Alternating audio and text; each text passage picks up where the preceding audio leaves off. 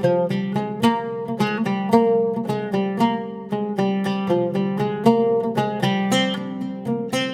இன்னைக்கு சாதத்து கூட வச்சு சாப்பிட்ற மாதிரி ஒரு டேஸ்டியான வெங்காய தொக்கு எப்படி செய்யறதுன்னு பார்க்க போகிறோம். இந்த வெங்காய தொக்கு நீங்கள் சாதத்து கூட மட்டும் இல்லை, இட்லி, தோசை, சப்பாத்தி கூட வச்சு சாப்பிட்றதுக்கும் பக்காவாக இருக்கும். இதை நீங்கள் ஒரு டைம் செஞ்சு 3 மாதம் வரைக்கும் கூட ஸ்டோர் பண்ணி வச்சு சாப்பிடலாம், கெட்டு போகாமல் இருக்கும்.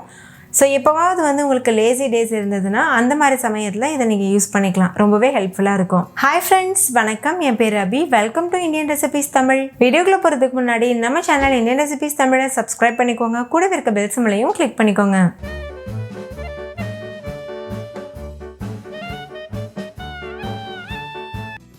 ஃபஸ்ட் இந்த ரெசிபி பண்ணுறதுக்கு ஒரு கடாய் சூடு பண்ணிக்கோங்க. அதில் 1/4 கப் எண்ணெய் சேர்த்துக்கோங்க. 1 டேபிள் ஸ்பூன் கடலைப்பருப்பு, 1 டேபிள் ஸ்பூன் உளுந்து, 1/2 டீஸ்பூன் வெந்தயம், 1 டீஸ்பூன் சீரகம், 1 கைப்பிடி அளவு பூண்டு, இதெல்லாம் சேர்த்துக்கோங்க. நான் பூண்டை தோலோடு அப்படியே சேர்த்துருக்கேன். நீங்கள் தோலை உரிச்சிட்டு கூட சேர்க்கலாம். ஸ்டவ்வை லோ ஃப்ளேமில் வச்சுட்டு இதை ஒரு நிமிஷத்துக்கு நல்லா வதக்கிக்கோங்க. 1 நிமிஷத்துக்கு அப்புறமா 4 பெரிய சைஸ் வெங்காயத்தை நீள்வாக்கில் அரிஞ்சிட்டு சேர்த்துக்கோங்க. 2 டீஸ்பூன் உப்பு சேர்த்துக்கோங்க. சேர்த்துட்டு வெங்காயம் முழுமையாக வதங்குறது வரைக்கும் நல்லா வதக்கிக்கோங்க. ஸ்டவ் இடையிடையில் ஹை ஃப்ளேமில் லோ ஃப்ளேமில் மாற்றி மாற்றி வச்சு வதக்கிக்கோங்க. அதே போல் இடையிடையில் கலந்து விட்டுட்டே இருக்கணும், இல்லைன்னா வெங்காயம் அடிப்பிடிக்கிறதுக்கு சான்ஸ் இருக்குது. உப்பு சேர்த்துட்டு வெங்காயத்தை வதக்கிறதுக்கு ஸ்டார்ட் பண்ணுங்கள், அப்போ தான் வெங்காயம் சீக்கிரமாக வதங்கிடும். இப்போ பாருங்கள், வெங்காயம் நல்லாவே வதங்கிருச்சு. இந்த ஸ்டேஜில் ஊற வச்ச வரமிளகாய் சேர்த்துக்கோங்க. நான் சுடுதண்ணியில் 1/2 மணி நேரம் வரமிளகாயை ஊற வச்சுருந்தேன்.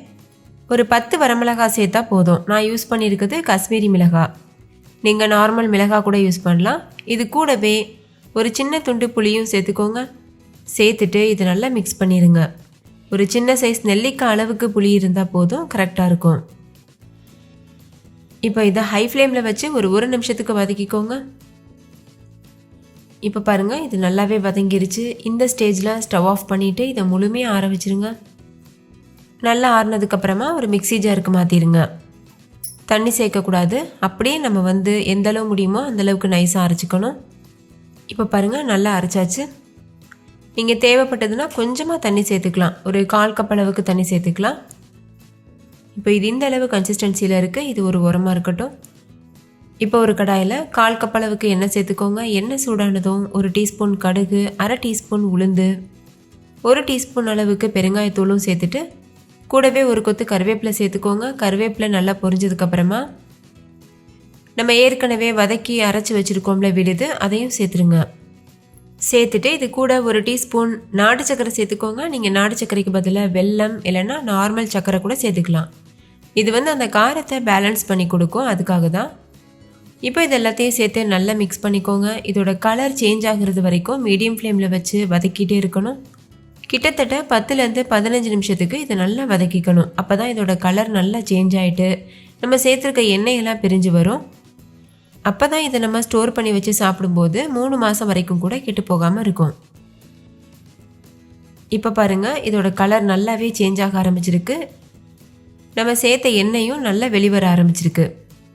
இன்னும் ஒரு 5 நிமிஷத்துக்கு இது நல்லா வதக்கிடலாம். இப்போ 5 நிமிஷம் ஆகியிருக்கு. இதோட கலர் டெக்ஸ்சர்லாம் பாருங்கள் எந்த அளவுக்கு பெர்ஃபெக்டாக இருக்குது.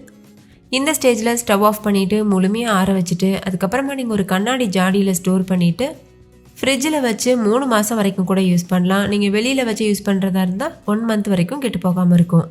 இது ரொம்ப ரொம்ப டேஸ்டியாக இருக்கும். ஸோ மிஸ் பண்ணாமல் கண்டிப்பாக ட்ரை பண்ணி பாருங்கள். Idli, dosa, chapati, even white rice கூடவும் வச்சு சாப்பிடலாம், ரொம்பவே சூப்பராக இருக்கும்.